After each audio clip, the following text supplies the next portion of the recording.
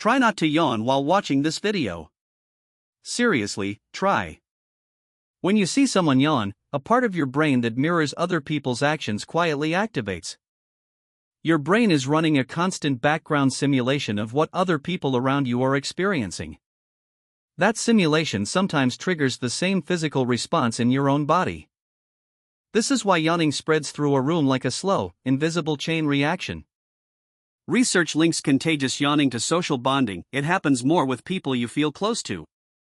Even reading the word yawn, or just thinking about it, can be enough to set it off.